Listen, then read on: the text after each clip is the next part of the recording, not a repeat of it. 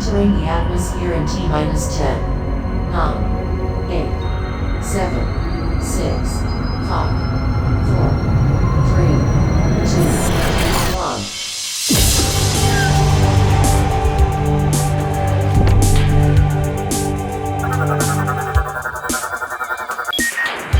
Hello everyone and welcome to the Omega Metroid Podcast from OmegaMetroid.com. My name is Andy Spiteri, joined by Dakota Lasky, Doominal Crossing. The whole band is back together. You may have heard we had a slight little announcement today. For the first time in 7 years, we have news on Metroid Prime 4, officially revealed as Metroid Prime 4 Beyond. And we're going to talk all about that. We're going to talk about the trailer. We're going to talk about the direct in a little bit. But before we get going, I want to let everybody know, if this is your first time ever listening to the Omega Metroid Podcast, I want to let you know what we're all about. We are a weekly Metroid podcast. We do this show weekly. We've been doing it weekly since 2020, so 4 years now. We have a website called OmegaMetroid.com. That is going to have maps, guides, news, thought pieces, everything that you could possibly want if you're a Metroid fan over on OmegaMetroid.com. And hey, if you're firing up Zero Mission, which is released on NSO today, there's a guide for that too as well. So go and check that out. We are so stoked. We started this podcast, I mean, way back when, and finally, after countless episodes talking about what Metroid Prime 4 could be, what it could look like, what it would be called, we have our first glimpse of the game. Gentlemen, how are we feeling? Dak, how you doing over there, buddy? Man, I have not been this excited about Metroid. And, well, I mean, I was very excited about Metroid Prime Remastered, and I was very excited about Metroid Dread. But when we started this show, I think it was within a year or about a year since the restart development news had come out. So, like, it was the dire depths of being a Metroid Prime specifically fan. And now I am so excited because, yeah, I'm feeling good. That trailer was awesome. It was sick. It was dope. I can't wait to talk about it. It's a good time to be a Metroid fan. Yeah, I'm pumped. Today was great. Today was a good day. Yeah. Doom, how you doing over there, buddy? I just want to say, Andy, I'm glad you used the correct title. Can we all just say that again? Metroid Prime 4 : Beyond. I like the ring of that. Is it colon? Is there confirmed a colon there? I don't know. I was just messing there's with a confirmed there's a confirmed colon on Nintendo of America, the YouTube video for it. All right, well then it's confirmed. For anybody that doesn't know, so my big thing forever, and these two make fun of me all the time, but I really don't like the numbers in titles. Like, I'd rather just be like Metroid Prime Beyond, Metroid Prime Corruption, Echoes, whatever. We could talk about that later. And you know what? Oh, I want to preface one thing that we're going to talk about here, because we have a lot to get into, not only this week but beyond. Heyo, we do have some concerns. We do have some stuff that we do want to address. Well, yeah. Well, I don't know about that. I think. Well, I speak for me and Doom. So there are some things, not necessarily anything that we saw in the trailer, at least on my side, but some things that we will bring up and that we will discuss on a later episode, and things that maybe we could have or would have wanted a little bit differently. That's for another day. Maybe for next week we'll get to that. Today is just it's a good day. It's a day to be excited. It's a day to be a Metroid fan. It's a day, I mean, 7 years, like 7 years ago, 2017, this game was announced at E3. We all know the story. Just the logo, Reggie Fils-Aimé coming out saying, listen, this game is really in early development. We don't typically do this. We don't typically announce games this far in advance, but we wanted to let Metroid fans know that this is a game that we're working on. We are, invested in the Metroid Prime series. And then, of course, the delay happens. And when I say delay, I mean the complete restart of the game.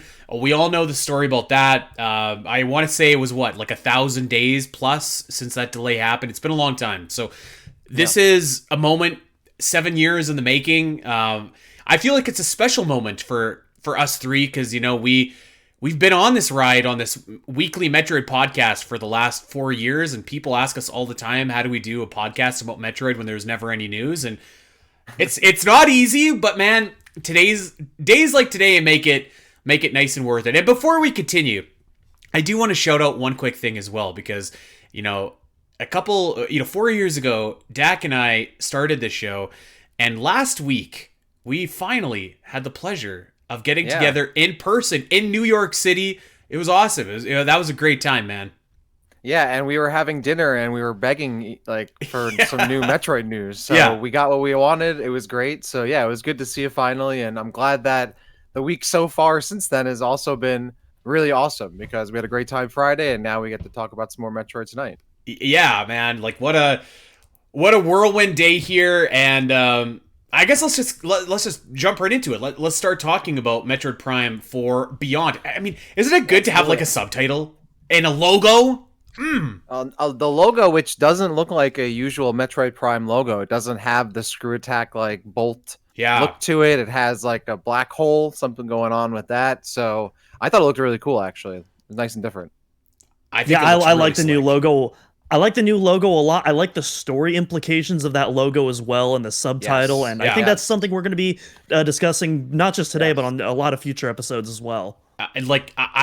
Does anyone else kind of get the vibe here? This Beyond is meaning that, like, is this a black hole? Is it a wormhole? Is it? I mean, like, the possibilities are endless. Back to the logo, though. This is going to sound kind of lame, but like, I really love the font that they used for Beyond. I just think it looks really slick, really stylish. And there's something about, I don't know why I was so startled. Probably because when Metroid Prime 4 was first announced, we saw like the big blue 4, right? And then that other picture, presumably through Sylux's visor or whatever it was that we saw years ago, was also blue. So when the logo came out and it was all purple, I was just like, oh, it was like a jolt of, I don't know, just something fresh, something different. I thought the logo was really awesome. And one thing that I will say to you here, guys, so we did the Samus's percentage show last week, and we were talking about what our percentage was, about if Metroid Prime 4 would be shown or not. As the week progressed, I was kind of thinking about it, and my percentage kept on climbing up and up.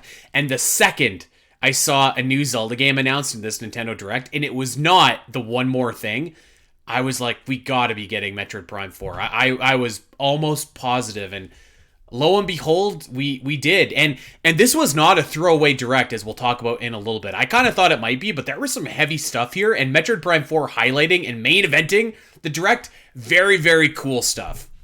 Yeah, I mean, that was definitely cool that it ended on Metroid, and it was a 2-minute trailer too. It wasn't like just another teaser for 10 or 15 or 30 seconds or even a minute. We got cinematics, we got gameplay, we got a bunch of cool stuff across 2 minutes. So that was really exciting. I thought the rest of the Direct was pretty okay. There were some hits, a bunch of misses, as I feel like it's par for the course for every Nintendo Direct. But yeah, it was exciting to have Metroid kind of be the star of the show, especially considering we got a new Mario and Luigi game and a new Zelda game, in particular, which are both really exciting. So yeah, full-on trailer. That was probably the best part, that they just kept showing me more, and it wasn't just, here's the logo, or here's, like, I was expecting it to finish when Samus jumped out of her ship and landed and the fanfare played, and then I was like, okay, it's gonna go into like the first person mode, and then like the logo's gonna come up again, whatever, and they weren't gonna show us anything else, and then they showed us a bunch more, and yeah, that was just icing on the cake, that they gave us pretty much what we were, at least a good amount to hold us over now until the game comes out, I think. Enough for us to chew on for a couple weeks, yeah. Yeah. I kind of feel like they needed to show us gameplay, though, so I'm glad they like fully committed to it, because I feel like at this point it's like you either show it with gameplay or you don't show it at all, because I feel like after 7 years, like you have to have a deliverable at that point, and they absolutely did. Especially this game that got announced a lot earlier than it should have been. Like, don't show us anything until you definitely have something to show, and they did that, so that was cool. Yeah, I agree. And this was just a great trailer too. Like, there was a lot of, like, there was gameplay, but it looked really slick. It looked, I mean, just visually phenomenal, as we kind of thought that it would when Metroid Prime Remastered came out. I think everyone kind of collectively was like, this is a kind of a proof of concept for what Metroid Prime 4 could and should look like. One thing that I want to talk about, and we're going to get into this a lot more in future weeks, future episodes. They said that this game is coming out in 2025. They didn't specify when, and they didn't specify that this is only for Nintendo Switch. So there's still a probable chance that this is going to be a cross-gen game. We don't know that, but it's certainly, the door is not shut on that possibility. Yeah, I would say I'm even more convinced that it's cross-gen at this point, and I was already very much on the cross-gen train. It feels very likely, especially because that 2025 date is so vague. It definitely, I was saying that I would expect it at the end of the Switch 2's launch window. Maybe I'm incorrect. Maybe it actually could be a day one launch title at this rate. I don't know. I'm down for it, man. I'm down for it. I mean, either way, like the game looks fantastic. I'm assuming what we saw today's Switch footage, and that's some pretty slick looking Switch footage. If that's what it is. Well, they're pushing the console to the limit. It's like 8-9 years now. It's like this is the best the games are gonna look at this point before we see the next hardware. I saw a tweet where it was like running Metroid Prime 4 Beyond on the day one Switch is the Switch's final mission, and that feels pretty accurate, man. I've got a day one Switch, and just imagining this thing chugging along with Metroid Prime 4 is making my heart soar. So, you know what? Let's get into this trailer. Let's kind of break it down from start to finish. We can pick apart as much or as little as we want to, and then if we have time, we'll talk about some of the other things that we saw in the direct as well. So starts off. I was sure that the last thing was Metroid Prime 4, but Cosmic Gear 20x9. So. Not even that far in the future, like sometime right around the corner. Yeah, right around the corner. I mean, I didn't know that we rolled like this. Like Samus is gonna be in Samus could be like my great grandchild or something. Not even that far away, So I thought that was cool. Then the Galactic Federation Research Facility comes up, and that's when you know for sure, and you're just like, oh yes, that is awesome. Yep. And then of course, what comes after that is the ship. And this is the same ship from Metroid Prime 3, a little bit of a different color scheme. Kind of almost like a bit muted. Yeah, almost like Iron Man muted. Like it kind of got like the red and like faint bronze or gold. I don't know what you call that. It looks like the live action Samus like armor from like the commercials back in the day. Like that's what I immediately thought of like the Metroid Prime commercial. Like the Super Metroid one that was done. I think the Metroid Prime one I'm thinking of. And that's the kind of like look and color that I immediately thought of. And also just how like the ship's visor like front looks as well. Oh god, it looks so good. It looks so good. This ship I really liked. I think we all really liked the Prime 3 ship and I'm hoping that we also have some of those ship like augmentations and puzzles and stuff like that in Metroid Prime 4. Obviously we don't know that, but I don't know. I would tend to assume that maybe the same ship, you have some of the same capabilities. I thought that this looked really, really slick. Doom, what were you thinking when this ship dropped? I screamed like a baby when 20x9. I the second that popped up, I just knew we were in it. And then of course Galactic Federation, that was just like the hard confirm right there. And then of course, you see this. I figured it was going to be the Prime 3 ship because they also reused it in Federation Force. But then you get that, and then you get Samus doing, the classic somersault to superhero landing pose, and then it's just, it's off to the races from there. And it was just kind of in that moment where it's just like, man, am I like dreaming right now? Is this real? But we're still talking about it right now. So surely it has to be. It's kind of, I feel the same way I did when Dread was announced. It was just like, how is this happening right now? This was, I mean, you get so much right here. It reminds me of that initial Prime 3 announcement at E3, the first reveal where the ship comes over the cliff face, like when it was first revealed for like the Revolution. Obviously, you get a really good look at Samus herself as well, and she looks absolutely awesome. My. Yeah, looks really great. Definitely like that Prime 2, Prime 3 type Varia. A bit less bulky, it looks like. I mean, I had no qualms immediately. Nothing like stuck out to me. I was like, oh, great suit, looks awesome. She taps her arm cannon. She has the ship fly off because she's, dropping into a hot zone right here. And you get that fanfare that plays. It's very reminiscent, obviously, of the beginning of the first Metroid Prime, where she arrives at Frigate Orpheon and jumps out of her ship, and the fanfare plays, and you get that same camera like dolly or rotation into Samus's point of view, which is just so awesome. I mean, just looking at it right now, this is exactly what like the Metroid Prime remastered engine was like kind of built for, to really create this game, right? And it looks absolutely fantastic. Samus learned after awesome. Samus learned after the Gore boss fight in Prime 3 not to leave her ship stranded in like an active war zone. Yep. Very smart. That very ship smart. takes off, so good on her.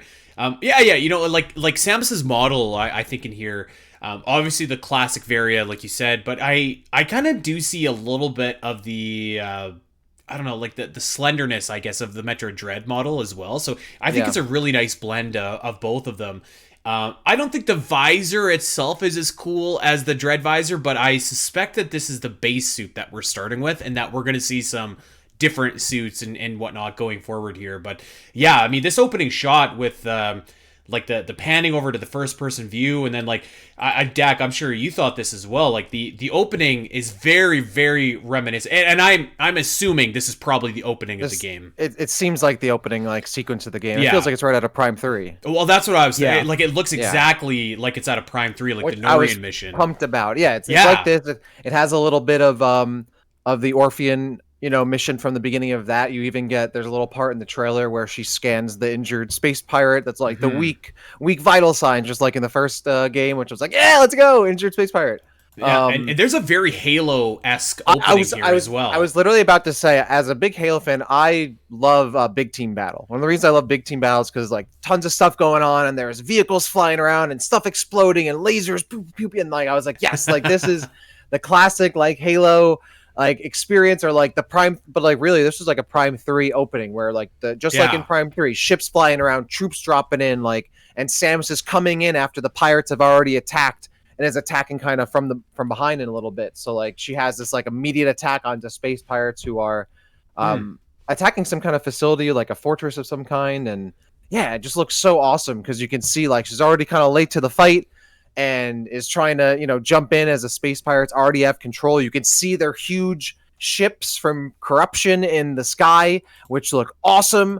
That's to me. I love how they're just like bringing in those same visual cues from Prime 3, which is just awesome. Yeah, no, this is, I can't speak it up. That the first sequence right out of the gate, I was like, oh yes, like this is I was pumped. This is great. It's not just visual cues, it's also audio cues as well. And this is something probably most people don't care about, but it means a lot to me. I love the sound design of, you know, the original Metroid Prime trilogy, especially, you know, the power beam and the charge beam might be like two of my favorite sound effects like ever recorded. I think they're absolutely incredible. And one of my big concerns was that Prime 4 was going to feature something new, but as we saw in this demo, it's the exact same. And not just that, but even like the space pirates, you know, the space pirates reuse some of the same sounds. The Prime 3 gunship has that same the you know, the hovering noise that it makes. You know, that's still present in this trailer. There's a lot of really nice Scan touches, Visor noise is the same sound effect. Exactly. Yeah, it's kind of like, it kind of reminds me of how, you know, Halo 4 is a game I actually like, but that game really deviated in a lot of ways I didn't like. And one of the big things was, you know, those audio design cues. Yeah.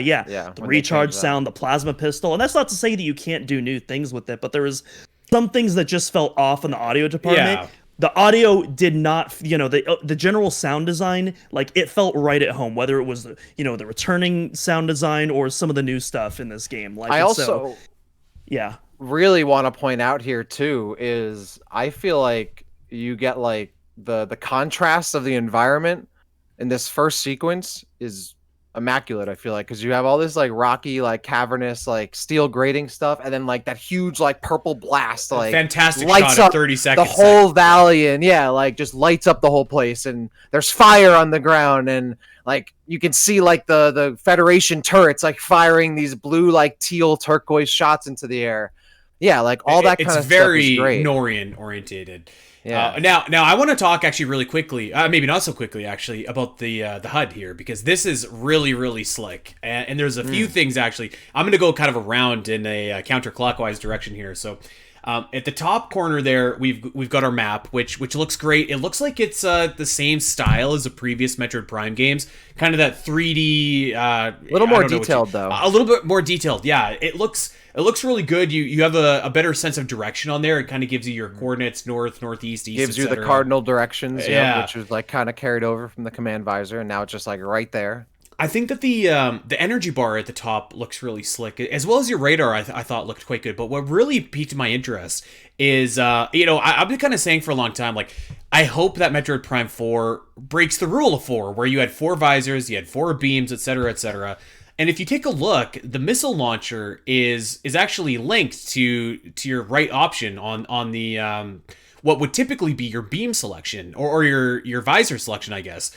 And so that kind of makes me wonder, like, maybe we are going to have more of, like, maybe on the right side there's going to be missiles, the left side can be a wheel for visors, the up can be a wheel for beams, it's what have you, right? But like, it kind of makes me wonder if we are moving away from, you know, having that 4 designated beams, 4 designated visors, etc., etc., etc., which I hope is the case, because I think that we can potentially evolve from that, and I hope that is what we're going to do here. And by the way, you start off with 30 missiles in this opening prelude here, so that's kind of awesome. I'm hoping that we don't collect a whole ton of missiles in this game. Maybe there's some other cool stuff to find instead. Yeah, so when I saw that, yeah, first of all, the HUD looks really, really clean, really slick. Totally agreed there. I disagree. I hope there's tons of missiles to collect. But I also want some more stuff to collect as well.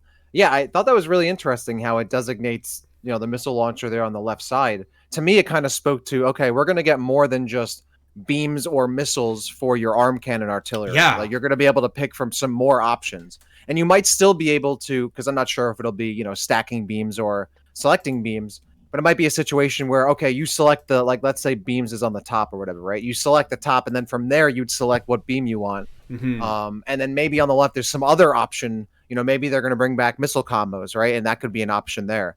Yeah. They could put extra grapple functionality there as well. I was thinking about that. So that spoke to me of more like, I wonder if we're just going to be getting outright more gadgetry on the arm cannon itself that you're going to be able to select from, aside from just, is it a beam or is it a missile, right? And that's pretty cool as well. But you mentioned the visors too. There's no selection for the visors on screen, which I thought was interesting. I wonder how that's going to work. I think it's probably safe to assume that there are going to be different visors. But yeah, I wonder how that works. And maybe, maybe the bottom is visors, maybe the top is beams, right is missiles, and I don't know, maybe the left is your ship or what have you. But lots of different interesting options there. And I kind of like that they've kind of streamlined it a bit and got rid of some of the clutter that was on the HUD screen before. I thought it looked really, really slick. And it's a little thing, but I was really impressed, and I thought that the radar was actually a pretty underrated tool, because I don't know about you guys, but I didn't find the radar like incredibly handy. Maybe aside from fighting Chozo Ghosts in Metroid Prime, but other than that, it was kind of like a whatever feature. But I thought that this looked really slick and did a better job of like kind of just showing, even just having the red dots, like the big contrast there. I thought it looked good. Yeah, and then you also got the green dots for the Federation troopers. Yeah. I wonder if like there'll be other allies you encounter, like not just the Federation. And then that's because I assume that wouldn't just be a one-off for the tutorial. I would imagine that would be like something that you encounter semi-frequently throughout the game. Mm-hmm. Yeah, I like how that looks, because you not only get the ally and enemy indicator, you also get an indicator for who you're dealing damage to, and if they're taking damage, it looks like. There's like X's that show up. Mm-hmm. And it also looks like there might be like damage, like indicators from what angle you're getting shot from. There are a couple like gray curved bars underneath the radar, which might suggest like if you're getting shot from behind, like it'll show you if you're getting shot from behind or shot from back left or shot from back right or whatever.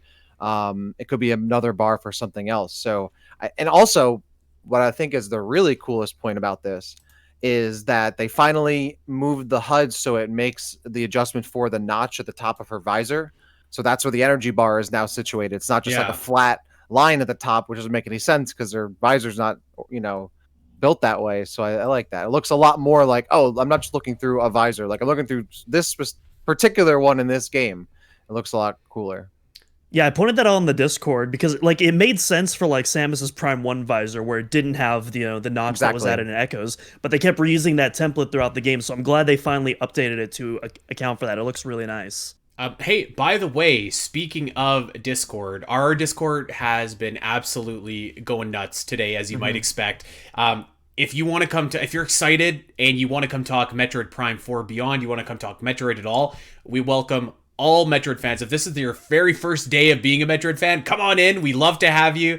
We're all about the new fans and stuff like that. So come and hang out with us. let's take it. So I'm watching the trailer kind of as we do this, as I think probably all of us are. We got it up as well. Yeah. So I'm at about like, I don't know, 40 seconds or so, just like some really cool combat scenes. Looks like a really cool ship in the sky there, but the lens flare, a little bit of lens flare there. There we go. Love it. I was trying to look because at about 48 seconds, that's when you see the switch to the Scan Visor. And the Scan Visor looks awesome, by the way. I love that it's just like the classic. You've got like the artwork that pops up on either sides, like just the very like literal like organ failure for space pirates. It's so charming, as you point out. It just is reminiscent of the frigate Orpheon. I didn't see anywhere though that you necessarily switched over to that Scan Visor. I don't know if you guys caught that or not.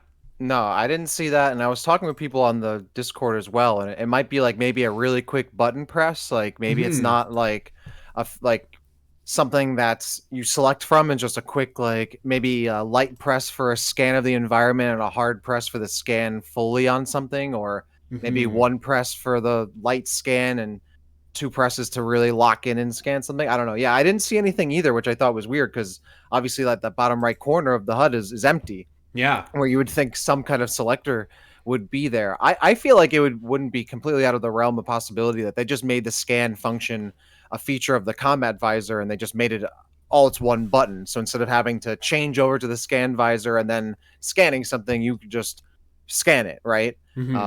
But there might be some other things that suggest it's a separate visor and I missed that. But yeah, I thought it was really quick and it was just immediate scanning, which is, I think, a lot better just to have that be more seamless and smoother in the gameplay experience and not just like clunkily switching between visors, when in reality she probably could just scan it in combat mode too. I agree. Yeah, it's one thing that is obviously happening as all this is going on, because there's a ton of action going on.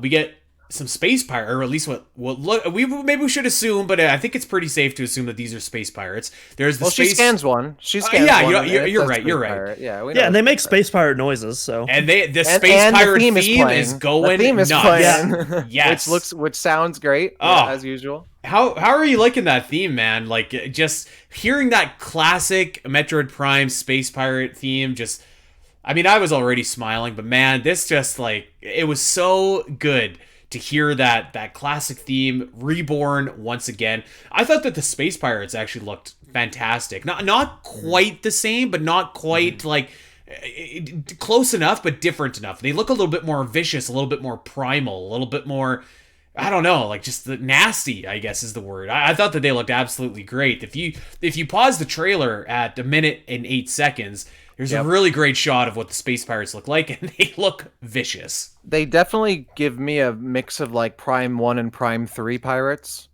where like at first kind of their silhouette kind of gave me more Prime 1 vibes, but when you really look at them, they have that like, that the Prime 3 pirates looked weird, and they kind of have the same like body shape and like gait and movement of them, but they look more like visually, aesthetically, the Prime 1 pirates to me, but they don't look like as goofy as I remember them being in Corruption at times.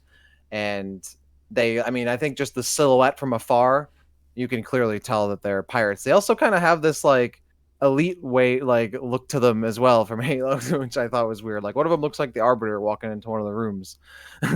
Say they have that same kind of same kind of mandible structure. Yeah. I was like, screw it, just throw the Arbiter in here too. Who cares? It's funny you say that, because I do want to talk about Arbiter in a little bit from Halo, because, well, we'll get there in a bit. I noticed one thing, actually, that this might have been the only thing that I didn't absolutely love in this trailer, and that is when Samus is firing up her charge beam. It's about at 1 minute 12. The charge beam is just a little bit small. It's not as big of an orb as like it usually is, and I was like, it's kind of waiting for it to get bigger and bigger and bigger, and it's just got a little guy. Packs a punch, I'm sure, and it's not the size that counts. But I was kind of like, oh, that's a nice. It's a small little charge beam. I don't know. I kind of liked it. I get what you're saying. When I think of the charge beam, I think of the big yellow orb. Yeah. I wonder if maybe like we'll get an upgraded version or a stronger version down the line. Yeah. But I kind of like the more realistic, like small charge, like compact, dense kind of charge beam that she's building up there. Like, I don't know, it looked like it really packed a punch. It didn't look bad. I was just like, oh, it's a little wee guy, it's a little small guy there. But the actual effects themselves look fantastic. I mean, this is going to be the best looking game on Switch by far when it comes out. Yeah, no, 100%. Yeah. Our Morph Ball also looks great. Yeah, we skipped over that. That looked great. Yep. Very reminiscent to the Metroid Prime commercial. You can't really screw that up, I think. Like, it looks good. I think you could. That's why this game got restarted. So?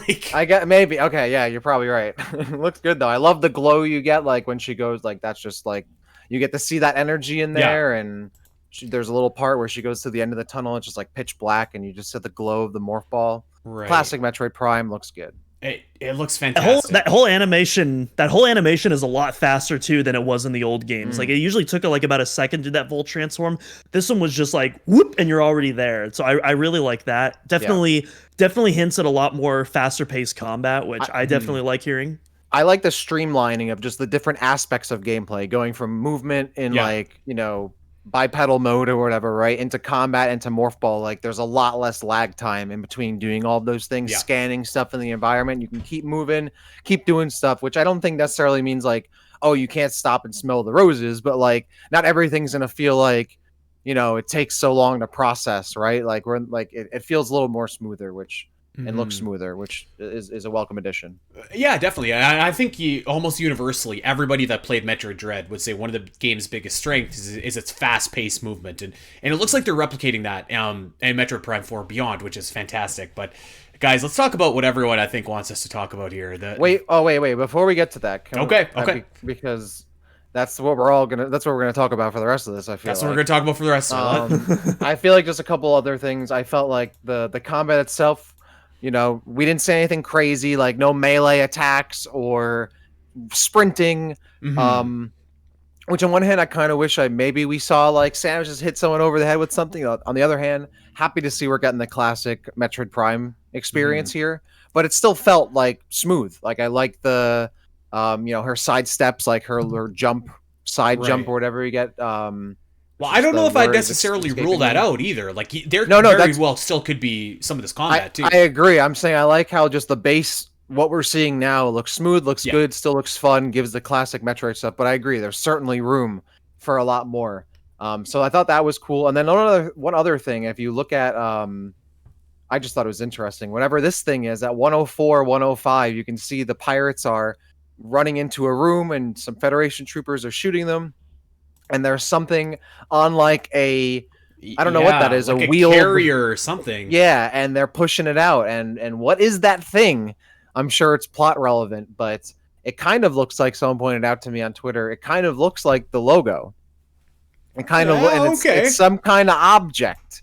I'm sure that's what the space pirates are here for. I'm sure maybe that's what Sylux might even be here for. So I thought that was really cool. Oh, sorry. I guess I spoiled what we're about to talk about. Hey, I mean, I think if you're listening to this podcast, you've probably seen the trailer. Like, let's be fair. But if you haven't, go check it out. I mean, if you haven't, I was just stop right now. Yeah.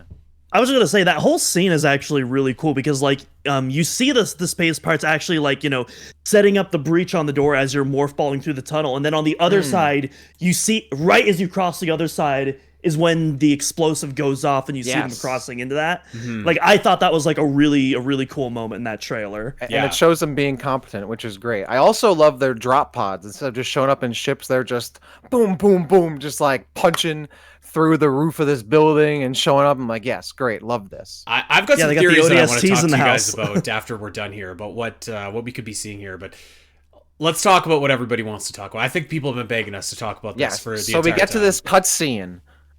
What happens? Okay, so everybody, we're gonna go to 117 in this trailer. There is a burst of fire and an opening in the door, and a bunch of space pirates walk out. And man, you could not look like a bigger badass than Sylux does. He looks so cool walking through this door. He's strutting in, and they've got a little bit of a redesign here. His face looks just like, his mask is awesome. His shoulder, like, he looks so unbelievably cool. And he's got two, I'm going to call them Metroids, although there is some debate if they're Mocktroids or Metroids. They are not Metroids, my guy. They are not Metroids. It is confirmed. I'm looking at them with my own two eyes, and they do not have the 3 nuclei. Let's call it, because, I mean, if you really look at them, like, yeah, there's one nuclei, but I kind of don't think that Sylux is going to be rolling in with mock droids, which aren't exactly the most formidable foes. I he don't has space pirates with them too. To be fair, true. He's we got don't a know little what bit of they a team are. here. He's got a team right here. We don't know what they are, so I'm just gonna call them Metroids. So just to throw that up there. But Sylux rolls in. He's got 2 Metroids. The camera just zooms up.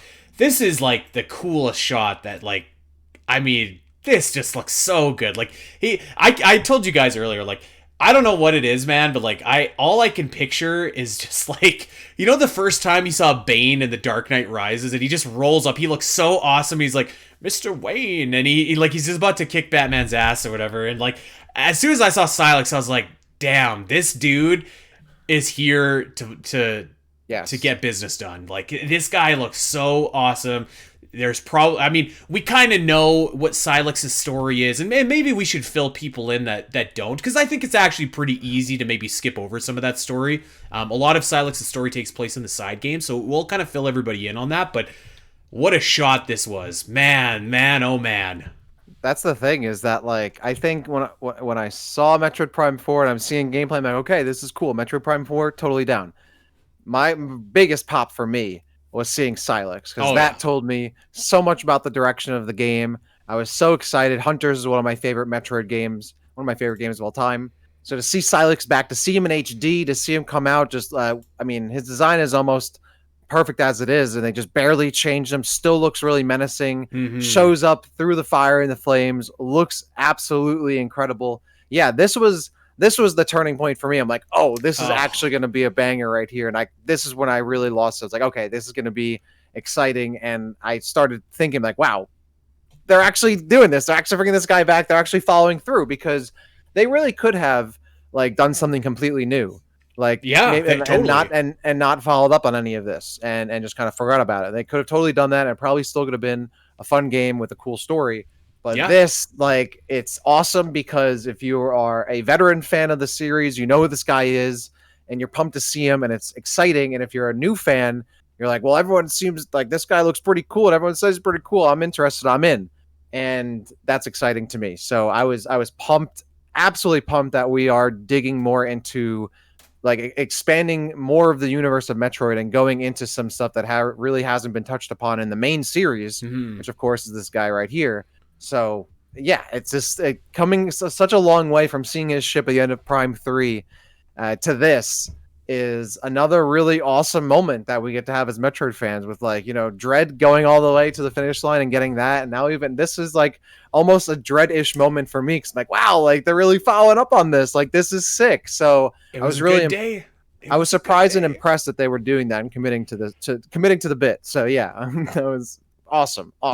Yeah, I remember getting the 100% ending in Prime 3 ages ago, and then there was all the speculation online. It was like, oh my god, was that Sylux's ship? It kind of looks like Sylux's ship, but like it looks different too. It could be someone else.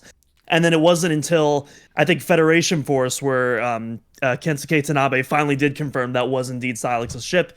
And then, of course, at the end of Federation Force, of course, you do see a little hint of Sylux at the end. And so, we kind of always figured that Sylux would be in Prime 4, but there was always that little tinge of doubt. But like actually seeing him, I guess maybe not in the flesh, in the armor, the beautiful armor was great. Incredible. The shot at the end of him reflected in Samus's visor, oh my god, wallpaper, poster, beautiful, perfection. I wasn't longtime listeners of this show will know, I wasn't like 100% convinced they were going to roll with Sylux in this game. I was pretty sure, but I wouldn't have bet my life on it. And to see Sylux here and really kind of pay off all those other stories. And it's kind of nice too, because it rewards you for investing in like the side games, like Hunters and Federation Force. So maybe what we should do, if you're a newer Metroid fan, you're just listening to this Metroid podcast and because you thought this trailer was cool, the dude in the end of this trailer is a bounty hunter named Sylux. Sylux first appeared in Metroid Prime Hunters. We don't know much about this hunter, although actually I shouldn't say he, because I believe their pronouns were they, them. But they have, the only thing that we do know, they have a deep-seated hatred of the Galactic Federation, and by default, Samus as well. So basically what happened is, the events of Hunters went down. Sylux survived to fight another day. We saw Sylux at the end of Metroid Prime 3. If you got the 100%, you would have seen Sylux's ship. Kind of looks like the Blue Beetle logo, and it chases off after Samus at the end of the game. And that was a big teaser for a long time. And I'm betting a lot of people miss this, but if you do the 100% or you do something in Federation Force, some kind of bonus game. level. I think it was just the end. No, you got to rescue something from some level or something, right? It's one of the side objectives in the level where you're getting the Metroid eggs. I think you have to get a second Metroid egg, and that's how you unlock the ending. Something like that. And if you do that, there's a bonus scene that plays at the end of the game where Sylux breaks into this facility and steals this Metroid egg, presumably for the intent of breeding Metroids of their own. And that's why this payoff is so awesome, because Sylux rolls in with his Metroids, Mocktroids, whatever they are. I think that they've probably created these creatures to be subservient, because as we've talked about before, Metroids are not inherently evil, but I think if you're creating them, you can maybe control them, so these are going to be, trouble for Samus. So Sylux is primed, pardon the pun, to be a big-time player in this game. Now, I was actually, and I think that this still could be the case, but I was kind of hoping that Sylux might be like a Dark Samus type of antagonist in this game. And what I mean by that is like Dark Samus in Metroid Prime 2, where like there's a main threat, like the Ing, and this is just a foe that you keep on fighting over and over. Basically because like I wanted to extend Sylux's time. It would be unfortunate if, we kind of had a Ravenbeak here, where like you get this really cool character and it's killed off right away in the game. So I'm hoping that that's still the case. See, I'm okay with that, because at least he wasn't introduced in Prime 4. He's been in multiple games. The problem with Ravenbeak, he was introduced and killed in the same game. I agree. More Sylux is cool, but I'm hyped that he seems to be the main protagonist. I'm totally okay if Samus puts him down for the count, because at this point, like, it's kind of been culminating a little bit, right? Like, he's a huge hater of Samus and the Federation. That's why he wanted the ultimate power in Hunters, because he just wanted that to take them out. So that's why he shows up. He's defeated there. He continues to stalk them. Yeah, the implication, I think, here is the Metroid that he stole, that he hatches and steals in Federation Force. He used that Metroid to try to breed more Metroids, because if you're a bad guy in the series, that's what you do.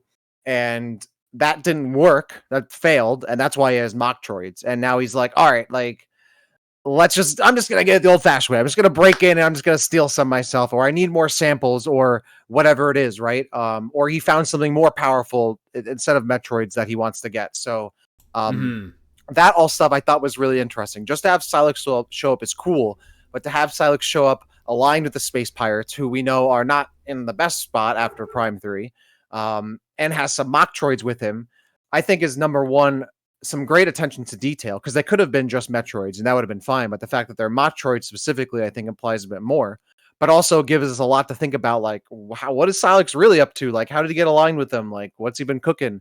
And that is really exciting. So yeah, there isn't like a ton of backstory. He's just a huge hater and has been for quite some time.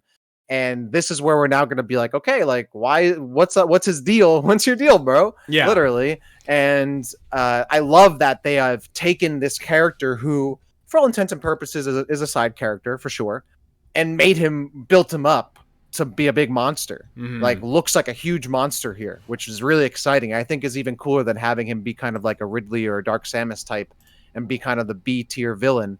Well, I mean, they certainly made him look like $1 million in this trailer. He looks sick. Sure. Like, he looks like he could really take some Samus on right here. So yeah, that was awesome. I do want to quickly mention too, if you're a new Metroid fan, sorry, dude, one sec.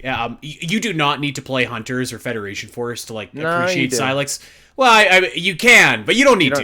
You don't need to. So don't feel obligated to track those down and play them. I'm sure, because I mean, we really know nothing about Sylux, so we're gonna learn. I'm pretty sure everything that we need to know here. Yeah, I would agree with that. I was just gonna say, he's not messing around either, because he plays a sick, nasty guitar riff during his walk-in sequence. So that's how you got to watch out for this guy.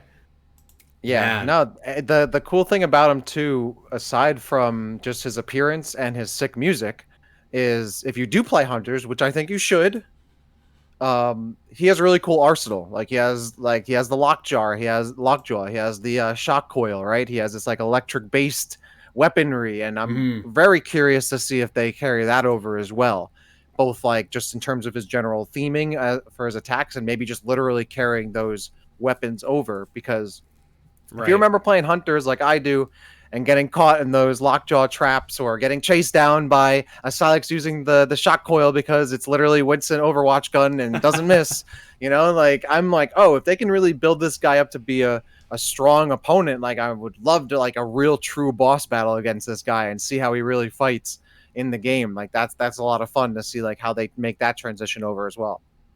So tell me what you guys think about this, and we can talk story implications, our story theories on a future episode. But I wanted to throw this out there for you because I don't know, I kind of can't get it out of my mind. I think it would actually be really, really cool if this game took place after Super Metroid and before Metroid Fusion. And the reason I think that would be cool is because, I mean, essentially at that point, the space pirates are in tatters. There's no more Metroids. And I think that would just make like Sylux rolling in, taking command of all the remaining space pirates groups and like creating these new Metroids, Moctroids, what have you. I just think that'd be like really impactful. So I'm hoping that actually kind of lines up timeline wise. And I guess I hope it does. I think it'd be cool. It's not, buddy. I feel like what you're describing is what we're going to get though. Like he looks like he is uniting some space pirates and he is going into power. Like, I love that look, I totally get it. Like, yes, it would be really cool if like this was a post-Dread game, and for whatever reason, Sylux shows up with Metroids. Like, I think that's more of a shock value, and long-term is not good storytelling. But what I love here is that they are building on something. There is a little, like a minimal amount, sure, but they are building on something that if you were invested, it mattered, and if you weren't, you can see where it led to, right? So I love that. I mean, you can see already the connections to the previous games. Like, it looks like it's happening right after Prime 3 and Federation Force, like almost literally, which I think is really exciting. You see the space pirate design ships are just like they are in Corruption, and the pirates are even not that far off design-wise too. So it's cool that they are going back and creating that link. And I think that makes it a lot more exciting than it just because at that point, yeah, you can come up with any idea for any character, right? Like that's fun. Sylux is a cool character that does, a baseline to work with anything. But the fact that they're going back to the lore and building on that and making something new and fresh while still having a little bit to dig into lore wise, I think is the best possible result we got here. So yeah, and I love it. I love it. We're gonna have we're gonna do a lot of future episodes, and I'm sure one of them is gonna be what our story pitch is going to be now. That we have like the slightest little bit of an idea. So stay tuned for that.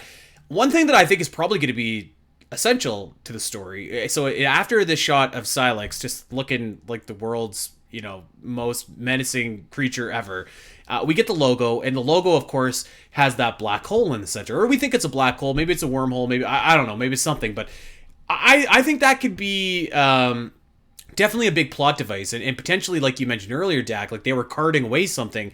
Maybe it's like a wormhole drive or something like that allows them to go into, other portions of the galaxy, kind of like what you saw at the end of Metroid Prime 3 when the Galactic Federation used that to get to the space pirate homeworld.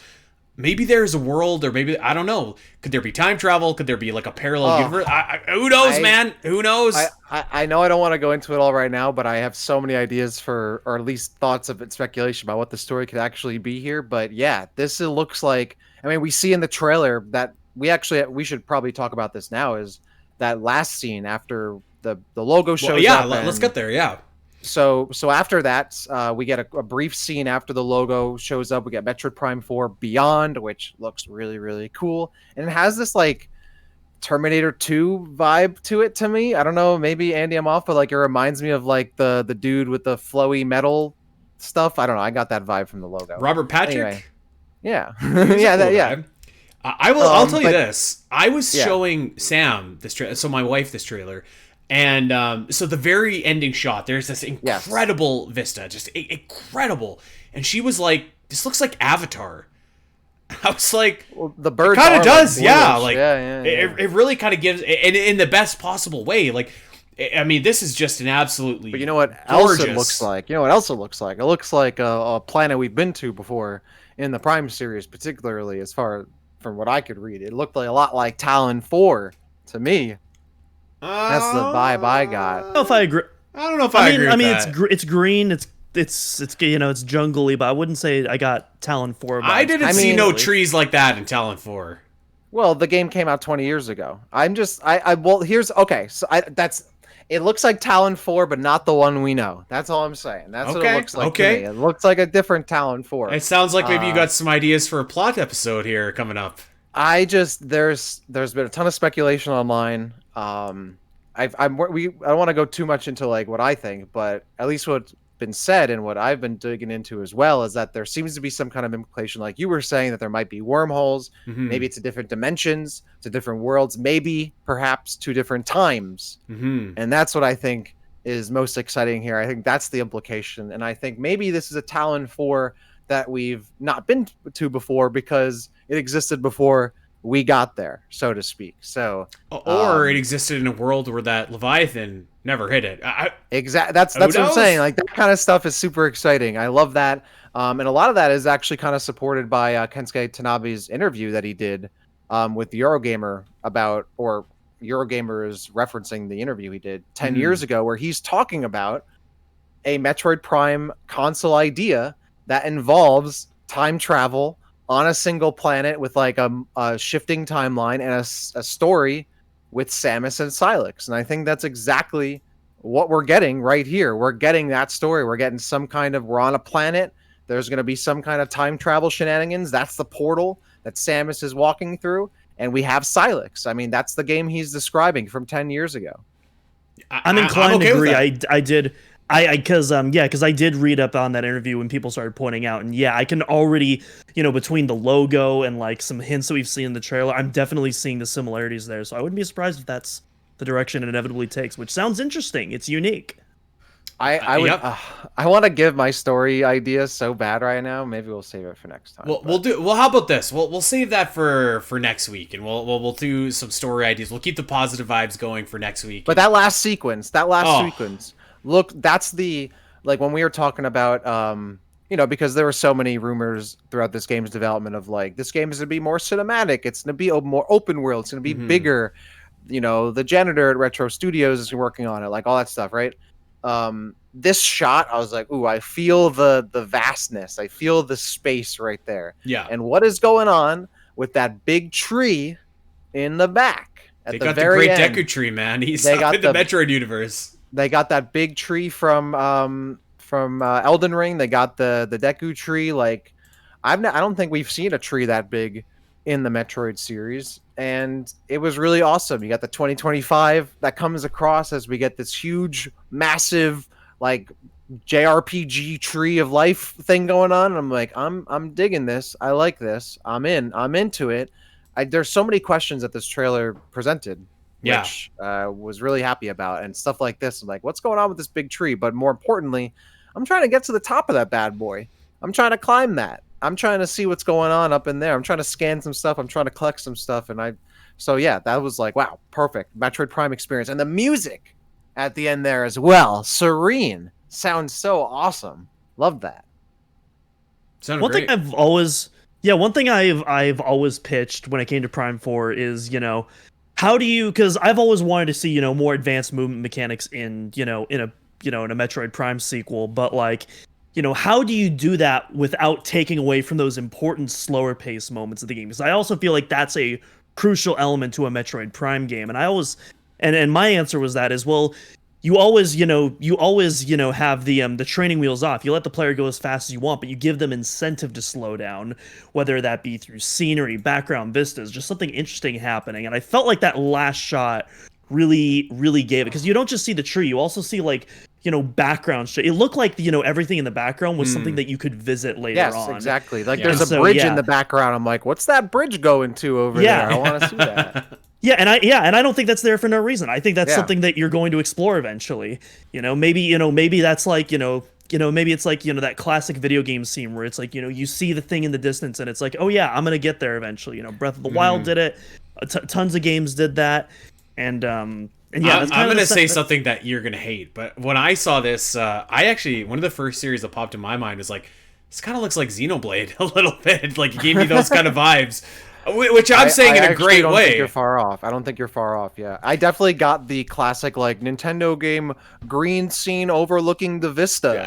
That is must be included. I'm like, all right, hey, at least Metroid got that right. Like, I have to Metroid say, gets to join the elite club of having that shot in game. The new Zelda game they announced had that great shot earlier. The same shot. I was like, yeah, this looks awesome. I got the shot. Yeah, yes, love that shot. It's like the Triple H like picture when he points at you. Like you got to get it. Like it means that you're there. It means that you've arrived. So. I think the next natural question is, of course, when do we see Metroid Prime 4 Beyond again?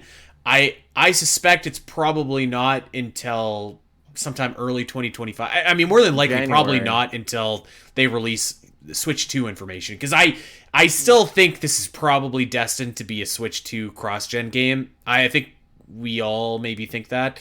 So I would imagine that they're probably gonna maybe save like the big kind of reveal for like what the general gist of the game is for that presentation, and I could see it maybe kicking off that Switch Direct. I don't think it's going to main event it necessarily, but I could see it kicking off that Switch 2 Direct. And so who knows when that comes, but I don't think that we're going to be seeing this at like the September Nintendo Direct or anything like that, if there even is one. I don't know. I don't necessarily think we won't see it. I could see us maybe getting a little like gameplay snippet, perhaps like a new area or something like that, or a new feature. I mean, I hope so. I hope so.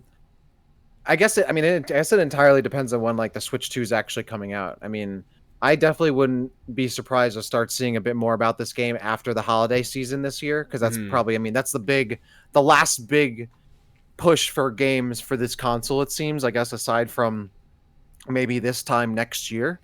Maybe that's when the game releases, is literally this time next year. And it's like the last major Switch release, and then also is going to be one of the first Switch 2 releases. And yeah, I mean, the 2025 is definitely exciting. I think it's good that it's not releasing at the end of 2024, because now that's, for what it's worth, kind of looking a little packed up with a bunch of Mario games. So not where I would want to be honest. So it feels less like a Samus Return situation where the game's kind of just being dumped to die, and more of like look, we want to get this game out to y'all. Like, let's make it a Breath of the Wild situation here. So that's what I'm hoping for. Maybe it's a little bit of copium on my half, but I was also one of those people who was like, nah, don't put it on the Switch. I want it just for the new hardware for Switch 2. But after seeing this trailer, I'm like, give me the game now. I don't care. So I'm hoping it's more of the cross-gen. Like, we get it for Switch. It comes out for Switch 2, and maybe it's like deluxe version Metroid. You know, we got like. I think it's very important that this game still launches on Switch 2, because you mentioned Breath of the Wild. Like, Breath of the Wild has sold 30 million copies, and 29 of those million of those copies have been on the Switch versus the Wii U, right? And like, it's an extreme example because we all know about the Wii U, but I think it will. We'll talk about that, down the road here. This was it was a great day. It was a great day for Metroid fans everywhere. We've all been waiting for so long. Personally, I thought that it was like great for us, and just like, for us three that have been doing the show for so many years, and like it felt like it was just such a nice, like, to podcast with you guys here tonight and talk about seeing Metroid Prime 4 is just like, it's so rewarding and so like love this game, man. Like, Metroid Prime is my favorite Metroid game, bar none. So like, to get more Metroid Prime finally, like getting Dread was cool because it was like, whatever it is, I'll take it. Because it as far as I was concerned, it wasn't even going to happen at all. But then Metroid Prime Metroid Prime 4 got announced. It was like the first trilogy got like capped off, and it was well executed from top to bottom. I almost didn't like need more Metroid Prime. So now that I'm getting it, I'm like, wow, like it's a whole new world of possibilities. Like Dread felt like it needed to happen.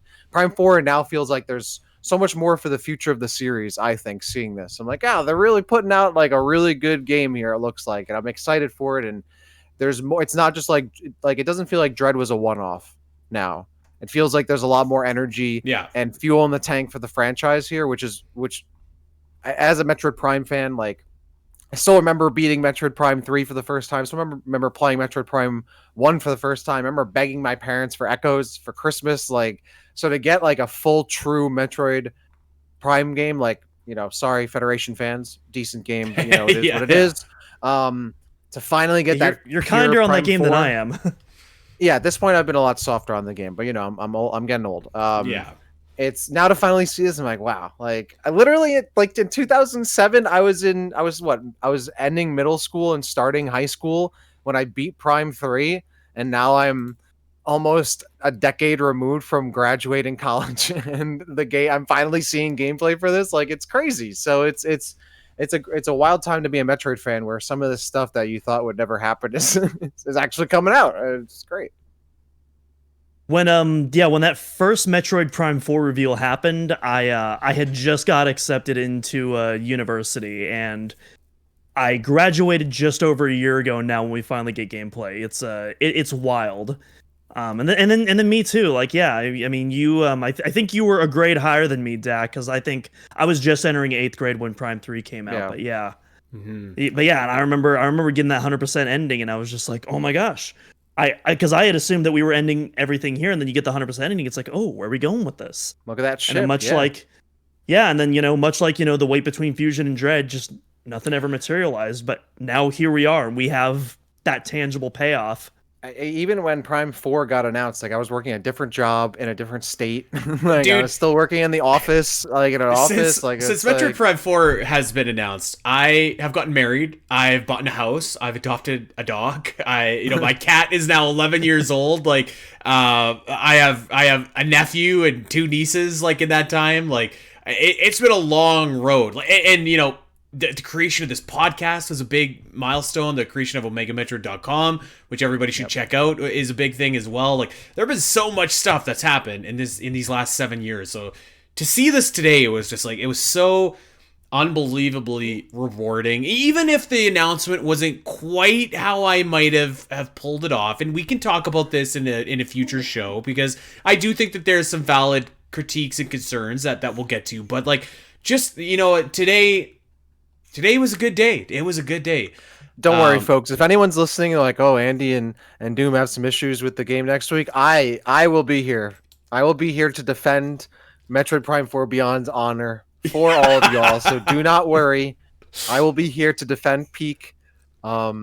Yeah, but no, this was a fantastic day. Andy, I almost wish we got this trailer maybe a week earlier. I know. Dude, we could have rocked over to Nintendo New York. I know. It would have been great. Yeah. That would have, and I was sure that direct was going to happen when I was in New York. And if it did, we would have absolutely had to meet up at the Nintendo store, because I saw some pictures and videos and people were going nuts. Someone passed out. Dude, it was unreal. It's just unreal. That guy's okay. Apparently he's okay, so I'm happy to hear that. All I'm going to say is I would not dare criticize our boy Sylux. He is too perfect. No, Sylux is awesome. You can't criticize him. I just want to go back to that. He looks so cool. I just the very small visual changes they made to him. Otherwise, like that's perfect. Just kind of the word, right? He just looks really cool. Like he just looks the silhouette of him coming through the fire as the pirates like fan out on him, and you just see him walking through. I'm like, oh yeah. Like Kane he's walking just, through, like yeah. He's just got a swagger to him, like. hey, Kane Kane the character, fine. It was awesome. The Nintendo Europe account, they also uploaded that same scene without the music, so you could just you could just hear the footsteps. Oh my god, I love it. I'm telling you, it just reminded me of Bane. Like I don't know why, but just like when I remember thinking Bane looked so cool when I first saw that trailer, and I was like, this dude is just as cool. Even like the cinematic, like you see Samus like rolling to dodge something in it. Like I'm excited for that. Dread really brought really raised the bar cinematics wise, and I think now we're gonna get that type, but in the Metroid Prime world on the Switch, like with even better like graphics, like in terms of being a 3D game fully. Like just you kind of see so much like more energy and character and life in the animations. And same with Dread, and now coming to this, you see the same thing. Like, wow, I just was so excited. This trailer was so good that I didn't even care that Ridley wasn't in it. Didn't care that we didn't see any confirmation of multiplayer or anything like that. Didn't care that they said it for the Nintendo Switch. Like I was like, yes, I'm in, sold. You got me. I think I already have the game pre-ordered, so I guess I was going to play it anyway. But now you really got me. You know what? This Nintendo Direct is I think what we all needed, because like it's a shot in the arm for Metroid, it's a shot in the arm for Zelda, it's a shot in a lot of. This is a great Nintendo Direct. Like Doom. Last week we kind of were on the show and we're just like, I'm expecting like the Farm Simulator Direct 2.0 here. Like I didn't have very high expectations for this Direct at all, and this was a damn good Direct. Like it really over delivered. Like I would say that this was one of the better Nintendo Directs I've ever seen. If I'm being, maybe that's just I'm riding the high of it right now, but like even beyond Metroid Prime 4 Beyond, there was a lot of really, really good stuff here, which I do want to talk about as well. If we'll have some time to get to that, but like this was a really good Direct. Yeah, so last week, and I actually countered you on this, which to be fair, this Direct vastly exceeded my expectations too. But you did a prediction that there would only be two or less. I think it was two or less original non-port, non-remaster games, and we very much got more than two, and they definitely exceeded what I was expecting for the most part. Yeah, this was an incredible Direct. So I don't know, it was incredible because of Metroid Prime 4. I know, I think there was a lot of other good stuff. If Metroid Prime 4 wasn't I agree. In it, if Metroid Prime 4 wasn't in it, I still think it would have been a pretty good Direct, but it didn't blow my mind until that point. I think the Zelda game was really cool, but I've also always wanted it to be like a 3D Zelda game where you like a big Zelda game and you can switch to like Sheik as well and all that, but still looks really fun, really cute, really cool game. Well, obviously Mario and Luigi. Yeah, let's really talk about a few things here actually. Yeah. From the Direct, and we should probably start off with the other piece of Metroid news here. I think we've all been waiting for this to happen for, absolutely forever. Metroid Zero Mission is finally on NSO, and it's there right now. I actually checked before we started doing this podcast.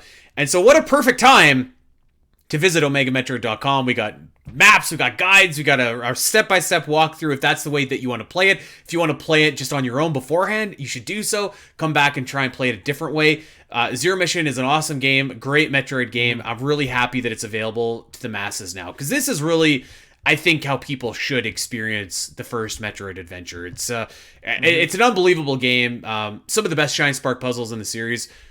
Go check it out. We're not telling anybody anything that they don't already know on this show, but there's some other cool stuff as well. A couple weeks ago, I was talking about how I was playing GoldenEye on NSO, and I was like, oh man, I want Perfect Dark, and dude, they delivered, baby. Like, Perfect Dark is on there, and I was just like, man, this is so awesome. I actually can't wait to play it. That's probably going to be what I'm going to play even before Zero Mission. I even dusted off my Xbox to play Perfect Dark, but I just didn't get around to finishing it. So I'm definitely going to play the whole thing on NSO. That was hype. And I really like the inclusion of Zelda Four Swords as well, which has online, which is really cool, because I think like most people have probably never experienced that game online the way that it was supposed to be played. So I thought that was a really cool announcement right there.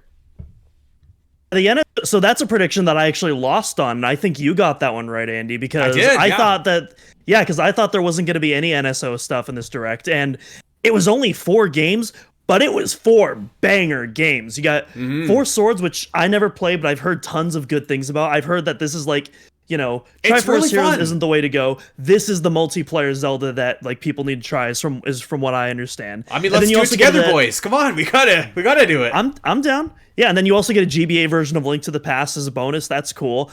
Zero Mission, obviously, we've talked about a billion times in this podcast. Turok, I never would have expected in a million years we'd get Turok. And technically, yeah, you can already get you can purchase the remaster and own it permanently, but like I still never thought we'd see it on the NSO app, so that just kind of blew my mind. And then immediately when I saw Perfect Dark, I was like, oh my god, Andy must be losing his mind right now. It was a good announcement, man. It was good. So another, obviously the brand new Zelda game, I was pretty excited about. I thought a real Zelda game. A Zelda game where you play Zelda. Go figure. Real Zelda game. I thought this looked really, really good. It looks really charming. Very, like, it looks different, I feel like, as it should. Obviously, it uses the Link's Awakening engine art style.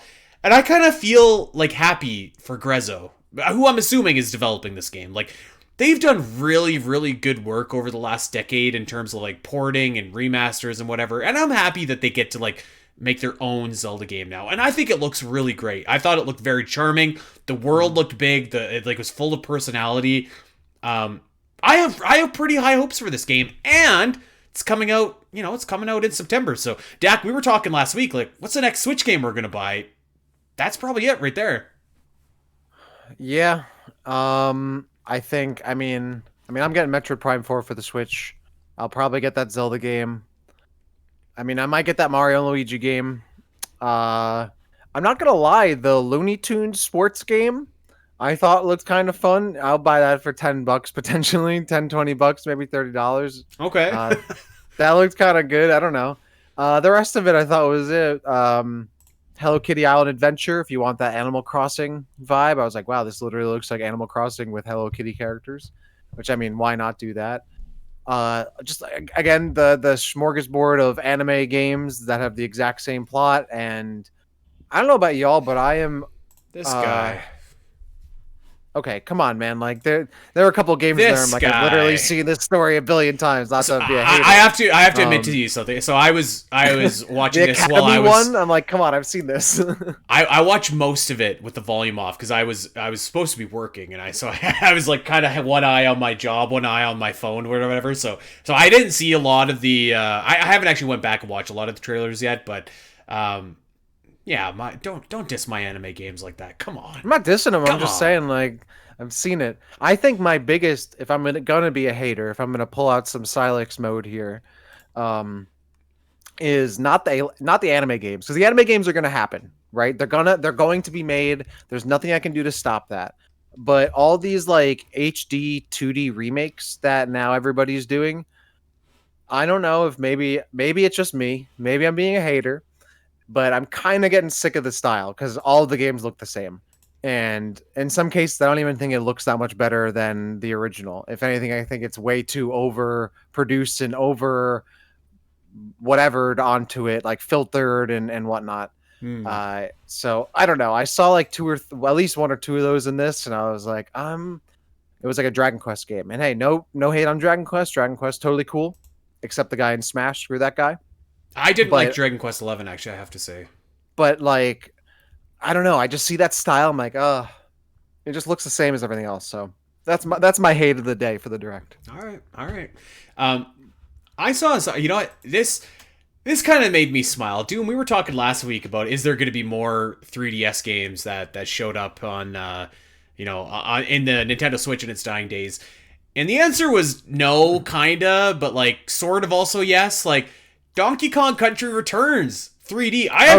When I saw that, I was like, I forgot about that. Is there a new Donkey Kong game? And I was like, Donkey Kong so bad. Well, because I was thinking, I was like, no way. Like, because Retro, I mean, I would have to imagine Retro Studios would finish off their trilogy, if you want to call it that. But like, so I was kind of like, I was surprised when I saw that, but I was like, this is like the third time this game's getting ported to a new system, which is actually great because it's a great game. Like, it's a really fun game. I'm not going to buy it again, but if you've never played it, it's certainly worth your money.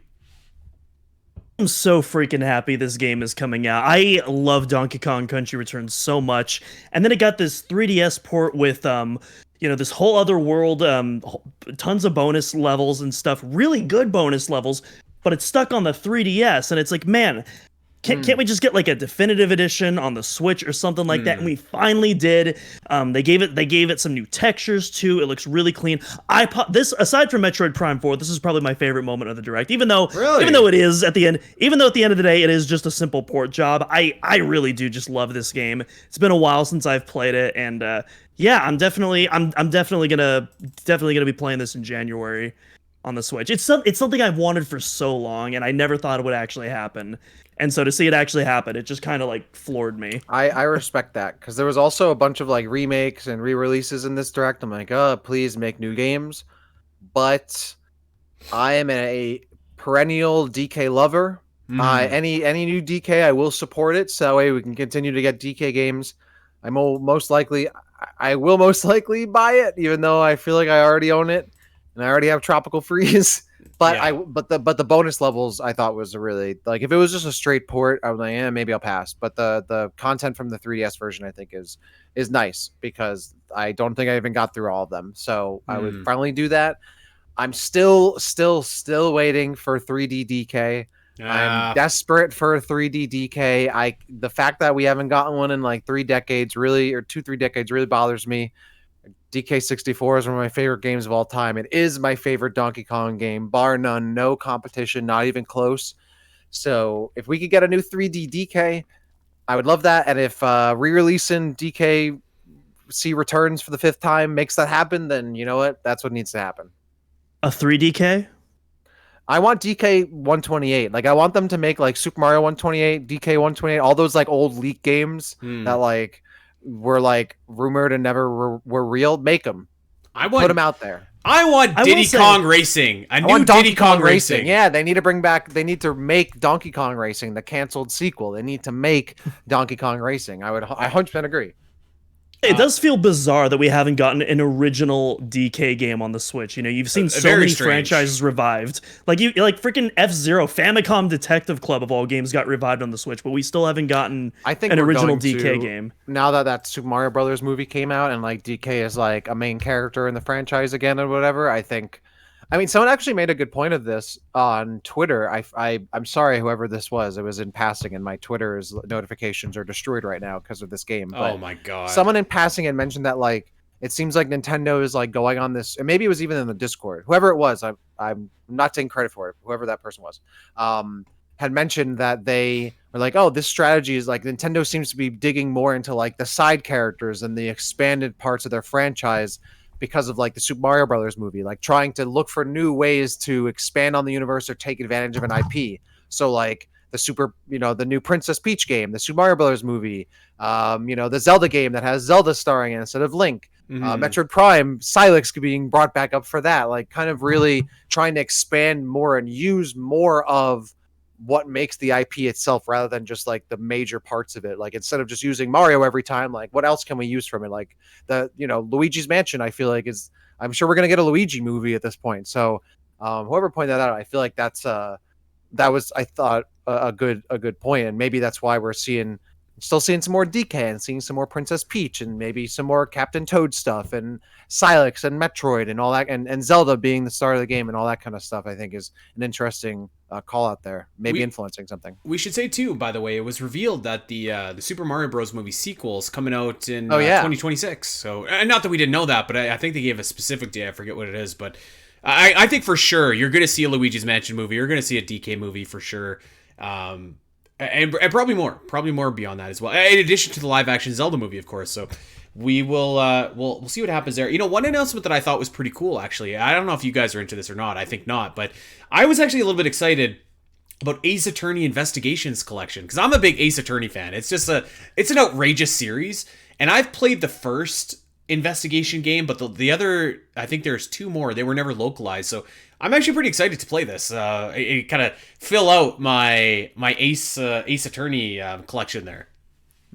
I own the first Ace Attorney Remastered collection, but it's in my backlog. I haven't gotten around to it. It's a series that I very much want to check out, though. So it's very fun. Very excited that we're getting more games. It was cool seeing those unlocalized games finally getting translated officially. So I think that's really awesome. So yeah, that was really cool. We didn't really talk about Mario and Luigi that much, but oh my gosh, this game looks awesome. Yes, thank you. I feel like I picked the right time to get into Mario RPGs. Like I tried out, the Super Mario RPG remake. I thought it was phenomenal.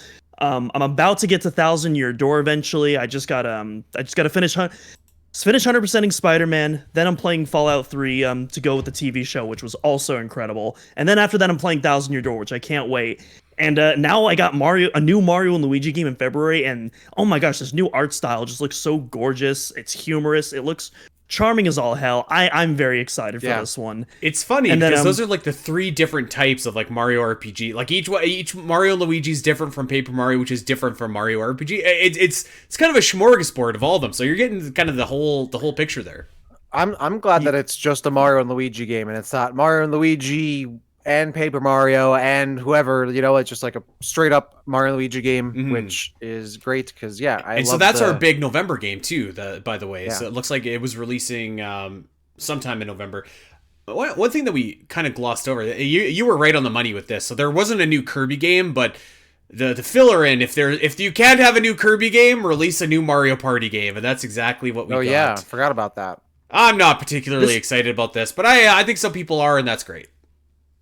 I think it looks pretty decent. I'm gonna wait for reviews, but it seems like, because the first Super Mario Party wasn't that great. Superstars kind of went back to the basics. They kind of remade Mario Party 1 through 3. They remade 5 of the boards from those games, and they took a bunch of the mini games there. And I think they finally like hit that core essence of what makes Mario Party work. And it seems like this, even though it still has the Super Mario Party branding, it seems like it's still in the vein of Superstar, that kind of classic Mario Party, and even includes 2 of the boards included are from Mario Parties 1 and 2 as well. Isn't the cloud one, the rainbow cloud one from Mario Party 1 that looked like it was in the trailer. And then you got Western World from Mario Party 2. Yes, so yeah, that's cool. really cool. The new maps look really awesome. It's not Coke. I think it's maybe Rainbow Galleria, but I totally thought it was Coconut Mall when they first showed that from Mario Kart Wii. But they got the Formula one, where everyone's in a race car and everyone's going like 40 spots a turn. I'm like, yeah, that looks cool. So yeah, I mean, okay. I love Mario Party when it's done right, and as long as they do this one right, I'm happy to be there and lose some more friends over it. Another good one. We also finally have Marvel vs. Capcom 2. On the Switch. You can finally take your friends for a ride anywhere at any time. I thought that was really cool. I'm not even a fighting game guy, but like that was low-key insanely hype. I actually never thought I would live to see the day where those games would get ported, and it was just casually dropped like, oh yeah, here's Marvel vs. Capcom 2 and a ton of other Marvel versus Street Fighter, bunch of other stuff. Punisher, X-Men, It's cool. And it was just all together in a collection. Okay, so maybe this was a good direct. I tell you, this is a really great. This is a really great direct. One last thing that I want to bring up. We already knew this, but like I thought it was like just kind of fun to see Horizon, a Lego Horizon, granted, but like Horizon nonetheless on Nintendo Switch. So maybe a way, if you don't have a PlayStation, to experience the game. I mean, not the ideal way, but like it's still a pretty cool story. I don't know. I haven't played a Lego game in like a decade, but they were pretty fun from what I remember.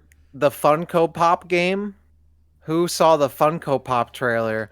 Now, I'm not gonna sit here and stand for Funko Pops, but I thought that game looked kind of funny and you're gonna buy creative. that game. I don't know if I'll buy it, but like I don't know. It's like if you're gonna do a Funko Pop game, that doesn't seem like the worst way to do it. It kind of fun, kind of interesting. I don't know. It's too bad it didn't work like Amiibo, where if you like the people that have like a million Funko Pops can't like scan their Funko or whatever and do it. We would be remiss, by the way, if we did not mention. I believe that this was shown today in the trailer. A new Just Dance. Yeah, new game shown. I feel like this is just a proud hallmark of like every single Nintendo Direct ever, where it's like, okay, we just showed a hype game, we gotta cool it down a little bit, get like the bathroom break match. Just Dance is here, like let's go. Here's we got Dua Lipa now to dance to or whatever. Just I don't know, something charming about that to me. Yeah, kind of going off the Lego Horizon thing. I saw a few people pointing out on Twitter. I think this is the first, of the big three. The Sony, Nintendo, Microsoft. I think this is the first one of those type of, direct showcases, whatever you want to call them, where all 3 publishers were present in some way. Because, you got Microsoft with Perfect Dark, and then you got Sony with Horizon. Yeah, that's cool stuff. Whew. What a day. What a day. I'm excited to talk more next week about this. Yeah, so to break it down, I think next week, this is our rough kind of road ahead. What we'll do, maybe next week we'll throw some ideas down for what the plot could look like in Metroid Prime 4 Beyond. The week after that, maybe we'll revisit some things that maybe we would have changed with the announcement of this trailer. And then the week after that, I don't know, we'll see how it goes. We'll see kind of what the community's talking about, what some theories are. Maybe we'll do a Q&A, get all the different questions. I feel energized. I feel excited to talk Metroid. It's good, man. This is a good day. It's a good day. I think a Q&A is absolutely in order. And I know we already kind of analyzed the trailer today. Maybe we could even do a deeper dive analysis if we can. I don't know if we could do in a whole episode in that, because we did go pretty detailed today. I think we almost went frame by frame today. I don't know how much more I can keep rewatching this. I don't know about you guys. I was going to say, I could watch it again for sure. I can watch it again. I've watched it. I don't even know how many times. I don't want to tell you how many times I've watched this trailer today. To be honest, I'm definitely down to talk some story next week. Yeah, definitely looking forward to that. I guess the only other thing I want to add is by the time this episode comes out, we might have a potential Florida Panthers Stanley Cup victory. Yes. I believe that game is starting literally right now as we're recording this. So can I tell you something, Dak? I was walking through downtown New York, and there was this bar called the Canuck, and it was on Saturday, and this place was lined up through like out the door because Edmonton was playing Florida, and Florida could have won, and Edmonton survived. I hate them for that. They blew them out. It was like an eight goals, right? It was like 8-1 or something. It was scored gnarly. all the goals. Yeah, so I hope Florida gets it done tonight. Let's go Panthers. Come on. Yes, let's go Cats. As a Rangers hater, let's go Cats. Otherwise, I don't really.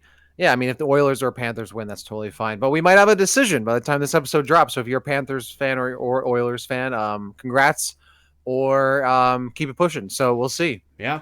If you're a Flames fan like me and the Panthers have won, congrats, because that's great. And then, yeah, that's, that would just be the icing on the cake to a really quality day, I feel like.